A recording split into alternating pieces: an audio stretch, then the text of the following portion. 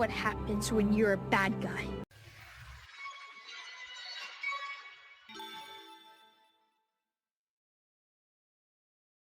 If you're watching this, I'm probably turning Gnometopia, the planet filled with friendly, jolly gnomes, into the doom of the Dark Ages. I blew up the other rocket so you couldn't stop me. I have to do this. At the planet's core, a creature sleeping called Wagon, the drinker of palmatic acid, sleeps. I believe their dancing and daily merrymaking will soon awaken it. I have to stop them from killing every carbon-based life form in the universe. Would that be worth it?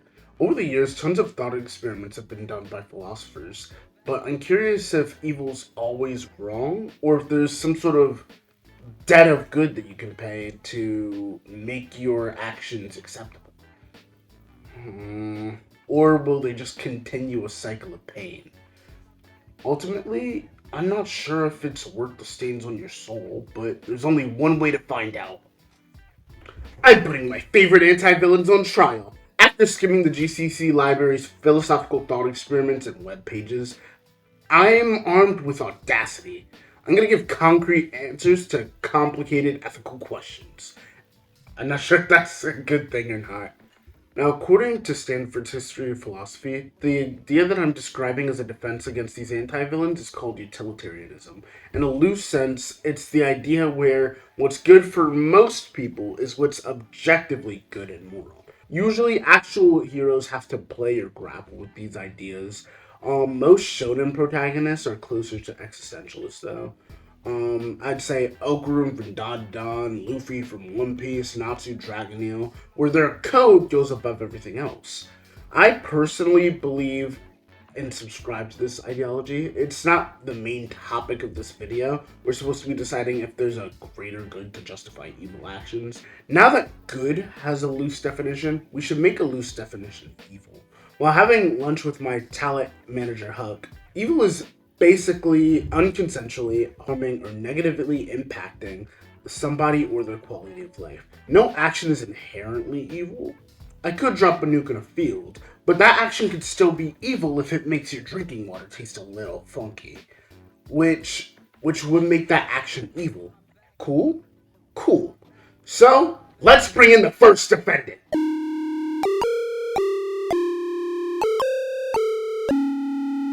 Witness!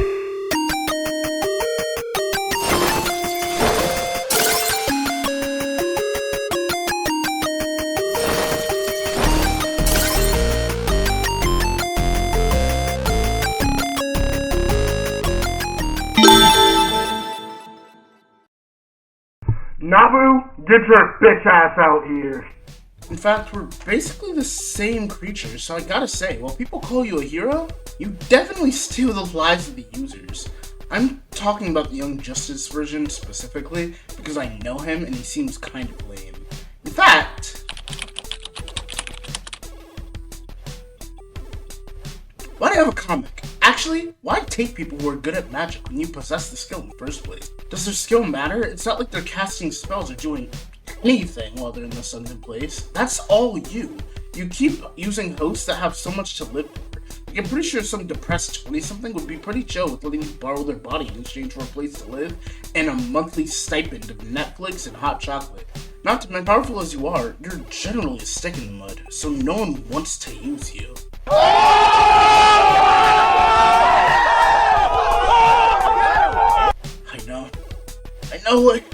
I know what you are! You're Excalibur, from the United Kingdom, I'm looking for him. I'm going to California. Excalibur.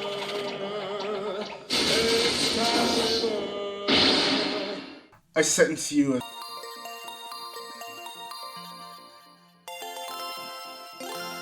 as innocent, but you are annoying. Luckily, the people are fully aware of what they're doing. I have no clue if you would take it off if someone were forced to put you on, so I'm gonna give you a score of 5% unjust. Your punishment is a kick me sticky note on the back of your helmet for 2 days. Dismissed. Gurren from Seraph of the End.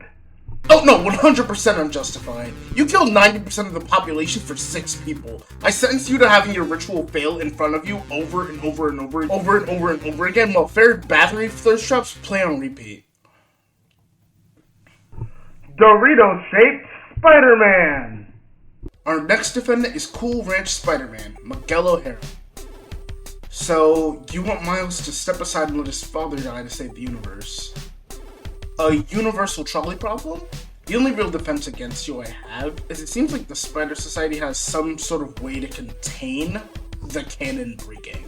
As much as I hate to admit it, this is an open and shut case. You're 100% justified. I think you're dead wrong. But one guy is a reasonable price to pay for the entire universe. I'm not putting Miles on trial though because he's also justified in saving his dad. I give you a score of 0% unjust. In fact, you're getting a parade just long enough for Jeff to become the police captain. Minnow. Oh, hi. Nice to meet you, Miss Minnow. I'm not sure if we have the right person. You look so sweet. What could you have done? Let me grab your file real quick. Oh, you execute people. Okay. Why? So they don't become a threat later. This case is actually interesting and needs a bit of context.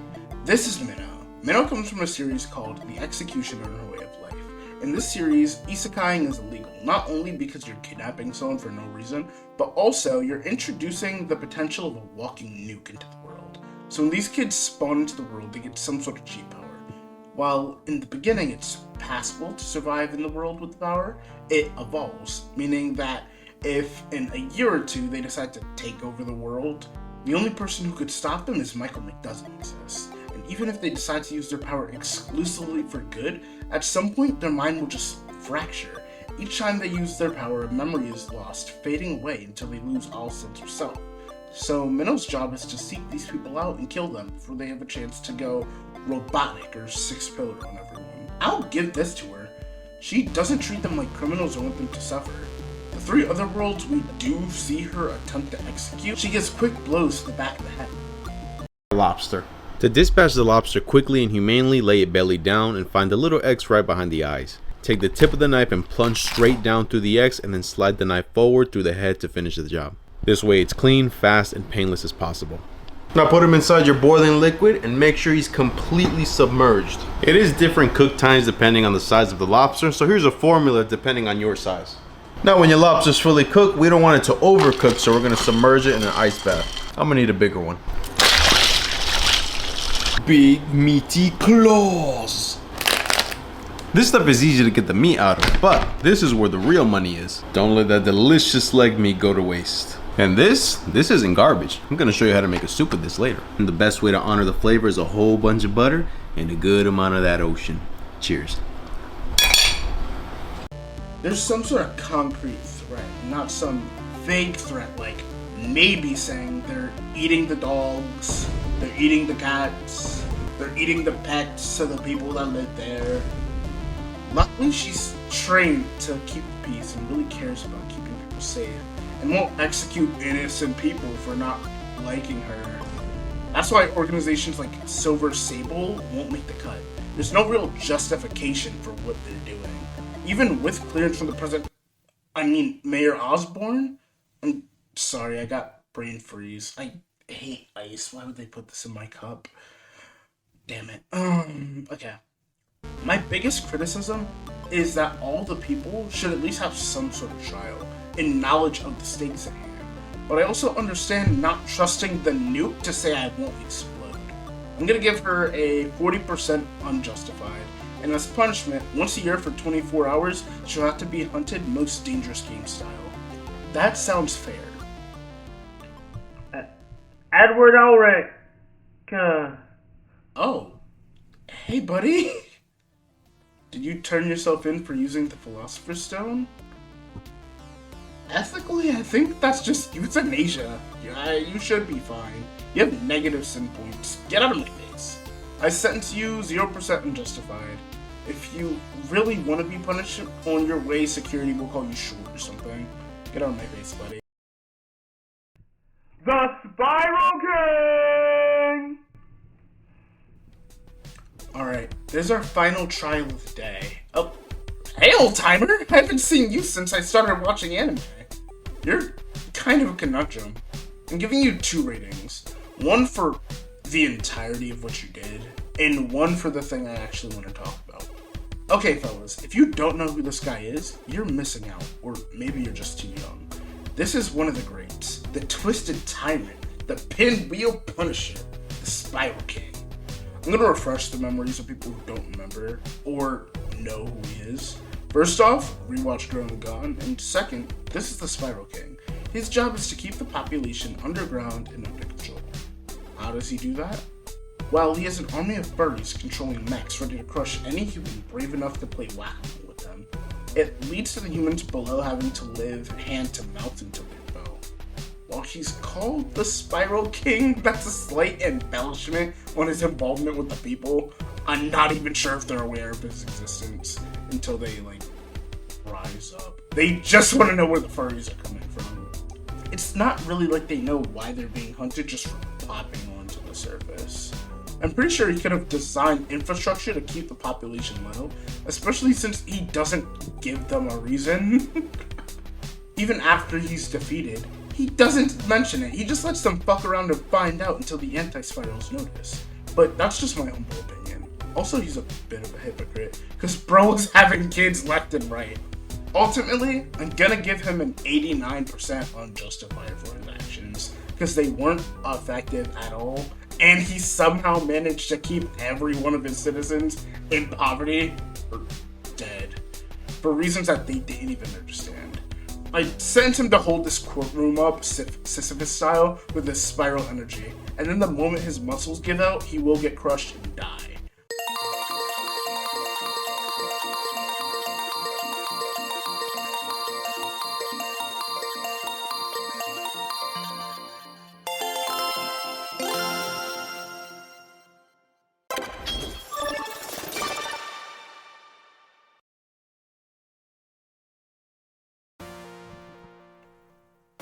Alright, putting all those together, I think I put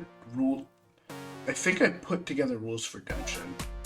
I'm gonna call it Teapot's Guide to Ethical Evil. Rule 1. There must be a concrete threat. If you're going to justify something that causes harm, it has to be in service of stopping harm, and not in some vague or abstract way. 2. Everyone involved has to be informed of what's happening and why. 3. The amount of people helped by the harm has to be the number of people harmed squared. And if you're doing it to save specific people, in Gurren's case, the amount of harm you do to others has to be that number squared. You can't go around and just explode the entire universe with 6 people. That's lame. 4. The minute you decide that the only way forward is by causing harm to others, you need to accept that you're going to have opposition. Why can't you see that I'm trying to help you? Isn't something you have the right to say at that point. 5. If any of the harm you cause is a mercenary incentive, the infected people need a cut bearing the targets of the harm you cause. Robin Hood doesn't have to drop a 20 at the evil noble's house, but every single person who he stole from that isn't the op needs some sort of reimbursement. That should be all the bases. Please let me know your thoughts too. I know that I thought hard about this, but I'm giving myself deadlines now, and I fear that this video is half-baked. If I made you smile, feel, or think, please subscribe, and I might just work on that Persona video. Alright, bye! Oh, wait. Subscribe to me too, I think, yeah.